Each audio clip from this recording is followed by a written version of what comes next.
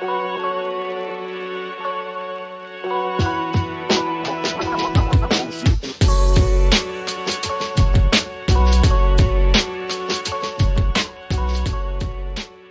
what age do you want to retire? Next year, How long does it take you to get ready in the mornings? 30 minutes. Most embarrassing moment of your life? Losing my phone in China and not knowing where my hotel was. Favorite color? Blue. What time of day are you most inspired? Mornings. How many hours of sleep can you survive on? 7. The city in which the best kiss of your life happened? My home in Amsterdam. Pick one, Mark Zuckerberg or Sam Altman. Sam Altman. How do you relax? Sailing, playing squash, cooking. How many cups of coffee do you drink per day? 3. A habit of yours that you hate? Social media addiction. The most valuable skill you've learned in life?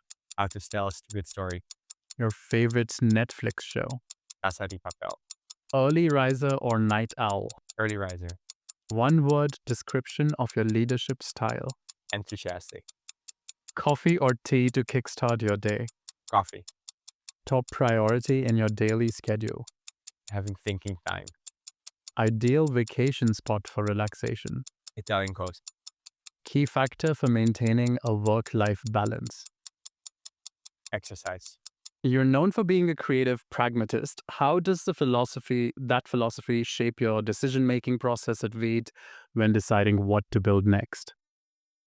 I don't believe that data can answer all our questions. So I think sometimes we need to just build up confidence and get creative a little bit. So I think in my product practice, I try to prioritize things that obviously are impacting a lot of people, but I'm happy to also, take a bet here and there and do something fun or something creative that might be a bit out of the ordinary. How do you differentiate between a feature that's nice to have versus one that drives core value? I think features that drive core value, even if very poorly executed, still get a lot of adoption and love. Nice to haves, it really is about kind of the details and things like that. I always look at whether users could live without something, and if they can, it's less of a high priority. What have been the most significant shifts in your role as Veed has scaled? In the beginning, I was kind of figuring out what we should build. And then as the company scaled, I needed to not only figure out what we should build, but also who are the people to build it and in which strict structure can we build this as well as we can. So I had to zoom out a lot and work more through people and with people than directly on the product. Do you have any story around any recent product design where creativity and pragmatism had to find balance? Yeah, I think one of the things we're always looking at within Veed is, what is a great looking video and how can we make that within Veed? So, for example, one of the things that we noticed is that a lot of people were posting widescreen videos on TikTok and they look ugly. Nobody was asking us or complaining about this to us, but it's just something that we noticed. And then we realized, hey, we can use AI to actually generate a thing above the video and below the video so that it looks like a portrait video on TikTok and Reels. And this is one of those places where I think a lot of things around creativity, as well as kind of product data, all come together and bring a super successful feature. So, speaking of AI, then how has Veed adopted to the AI boom, especially in the context of rapid innovation in generative video and editing tools? Yeah, I think we've adopted quite well. So one of the things that we've seen is that with AI being the first is really important. So we try to be the first to launch a lot of the state of the art video models. So if you want to use, so I don't know when this is going to air, but this week VO3 and C-Dance are really important video models to have. So those are available on our platform, and we'll always make sure that we're the first, and if not the first, we're the second. That's one thing we do. And on the other hand, AI forced us to kind of zoom out and look at the bigger problems that our users have and how AI could potentially solve that. So for example, we used to help users with recording because they were, camera shy or they didn't know how to record a good video. But now we can go a level further and be like, hey, maybe you don't even have to be in front of the camera in order to make a good video. So, as you've said, Veed has positioned itself as one of the fastest growing video editors. What do you think has been the key to that growth? It's the key to our growth has been kind of connecting growth channels with the product. So one of the things that we're doing is we grow very quickly through channels like Google, and we look at Google search traffic and have that inspire our product roadmaps. If we see a lot of people Googling something like, how do I generate a podcast? We will build that feature into Veed. And because we see that that is growing fast in search, then we know for sure that we are going to have a lot of distribution when we release the product. What's one thing that surprised you about the way users discovered Veed? Do you have any interesting story about that?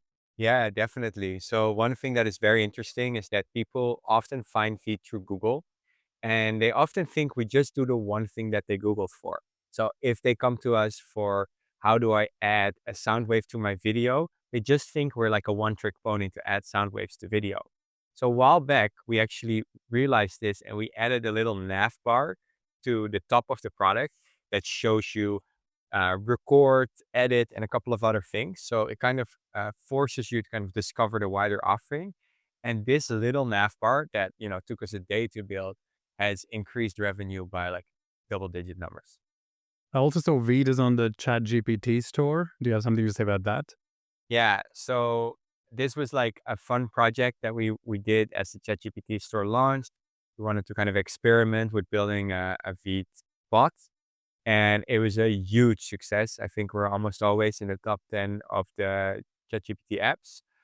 So it's one of those examples where, trying something out and seeing if it works is sometimes the right thing to do. Don't get stuck in the data or de-risking stuff. We built something that really connects to users because they're using ChatGPT to write texts and things like that. But very often they actually want to make something else, like a video, and we help them make that connection. And yeah, it's been one of our most successful features of last year. With so many video tools emerging, how do you differentiate Veed in a competitive landscape? Yeah, we really focus on the videos that we think matter, and those are videos in which people tell a story. So, in a lot of video tools, you can edit anything and make anything. And we don't believe that any video is like equal, basically. We believe that videos in which people talk and tell a story to the camera are the ones that are most successful and the ones that help businesses grow the most. So, we really try to focus on getting that format really well executed within Veed.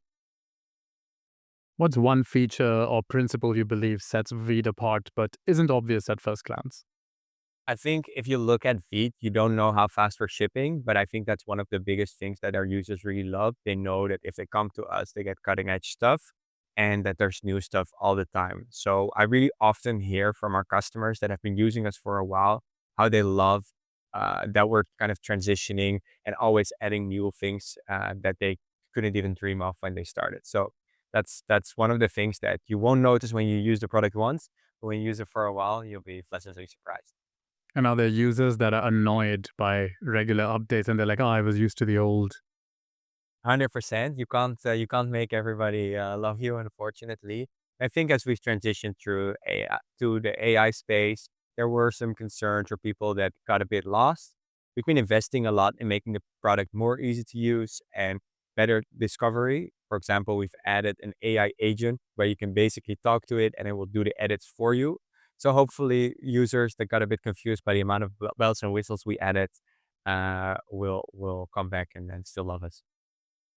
So tell us a bit more about how, as a CPO, how you work alongside other leaders in marketing, engineering, customer success, etc. Yeah, I think we need to work really closely together. I think if I look at how features get built at Veed, obviously engineering plays a huge role in that. And very often we almost start with a technology. We're like, hey, we can do this with AI video now. Maybe we can build something on top of it. So I have to, yeah, work super closely together. I'm talking to our tech team every single day. And then on the marketing side, I see the same thing because, like I said earlier, we really think about bringing growth into our product and we think about, okay, what are trends out there in the market that we can build products for. So also there we're noticing that we really need to kind of identify what people are talking about and then build for that. So it's yeah, we're a great triangle together. And are there any interesting conflicting priorities related stories between departments that you might want to recount? Of course, of course. I think in product, we always want to ship super fast, and that's not always great for engineering because sometimes you want to spend a bit more time on making things solid or foolproof. So definitely, I can see some tensions there. That's also what we're noticing with design sometimes. Sometimes we need to bring something to market so quickly that we haven't really thought through all the details. So it can be a little bit rough edged in the beginning, but what we see is that after that, when we start learning from what users are using the product for, we can polish it and we can make it really great. So it's a matter of time, and then everybody's always happy. So, what does your typical day look like? You wake up in the morning, and how much of it is meetings? How much of it is other stuff, emails? I don't know. I think a lot of it is. So I tend to kind of spend my time in three categories, kind of thinking ahead and doing strategic stuff. So when I'm doing that, I'm basically making presentations, writing documents, making videos, those types of things. The rest of the day I spend communicating to people about those ideas and talking to them. So there's definitely tons of meetings. And then one thing I try to do is speak to a customer almost on a daily basis because I feel like, that is a muscle that if I train it well enough, I can really envision how some of the things we're working on are going to resonate with our people. What's next for Wheat? Any big bets you're placing in the next 12 to 18 months? Yeah, I think video is going through this crazy transformation. People need to produce tons and tons of videos to stay relevant online. So much so that it's really hard to create manually. And therefore, we're seeing a bigger need for generative video. Where that is going, I don't really know. Like, I think we have some ideas and we're trying to build on top of it. But I'm very curious to see if in like a year from now, video that is generated by AI will be indistinguishable from video that is created by humans. If that is the case, I think there's a ton of exciting product that we're going to be launching to work on top of this. And that does not scare you when the videos from AI are indistinguishable from. There is always a fear aspect, and we will work on initiatives in which we can make sure that customers know that these videos are AI generated. Social media platforms are already building labeling for this, and there's a couple of watermarking exercises that we can do there. So definitely think that if you want to know if a video is real or fake, as a user, you should be able to figure that out. That's something we need to definitely work on as an industry. But I think right now, it's pretty expensive to produce really great videos, and giving that power to many more people, I think, is a net benefit. Okay, so you've spent your career building tools for creatives. What have you learned about what they truly need and often don't even know they need? Yeah, that's a great question. I think creatives need both constraints in space. So basically, they need to have a few constraints so that they can be creative around something, but they also need a blank canvas where they can express themselves in. So, for example, in Veed, for a while, we would have these templates that are very restrictive and people wouldn't love them, but they would look great and would perform great on social media.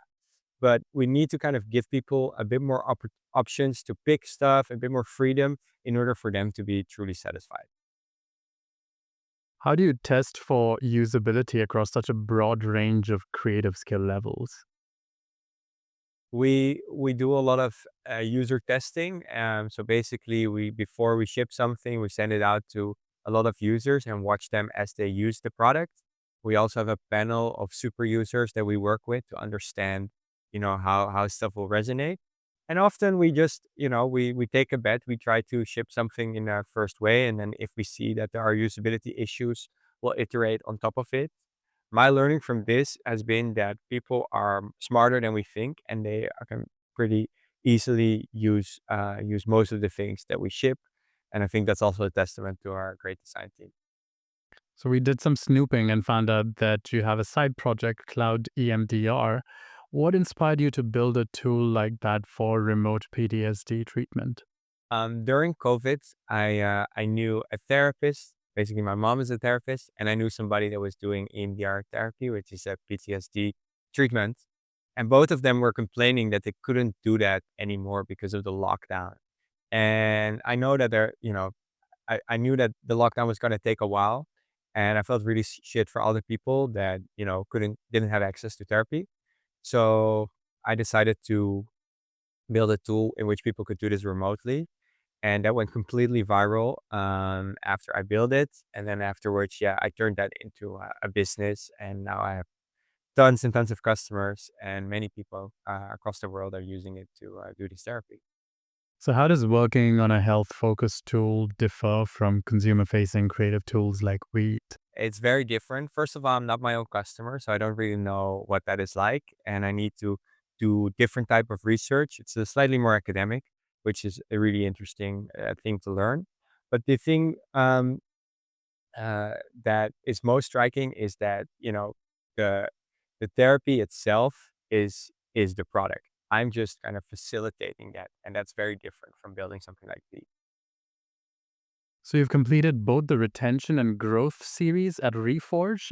What key learnings from that experience have directly influenced your product leadership? I think what Reforge does really well is they create these frameworks for growth. And I think very often when you're working on growing a product, there's a lot of things that seem worth doing. And it's really hard to kind of understand what is more important than something else. I think these frameworks help us map out what the relative impact is to between those initiatives. Can you share any experiment that taught you something unexpected about growth? Any story? Yeah, many, many. I think one of the things that we've been doing at Veed is we've made landing pages for features that we didn't have yet. And it's a little sneaky, but it worked pretty well. We don't do this anymore now that we're a more mature company. But it taught me a lot because it showed me, oh, this feature is not as interesting as something else. So we've made a couple of we've kind of we were gonna work on a couple of really big projects, and these things taught us, oh, actually, we shouldn't do this at all. All right, so the last question for you is of a personal kind. What would you be doing in your life if not this? I love making stuff and creating. So if I were not doing that in a tech world, I would doing that. We would probably do that more physically. I love 3D printing, woodworking, building furniture. So I think something in that space would be really really exciting. And maybe after tech, I'll get into that. So next time we can interview for the furniture person of the month. Who knows? Who knows? Hey, I'm Samuel Beek. I'm Chief Product Officer at Veed.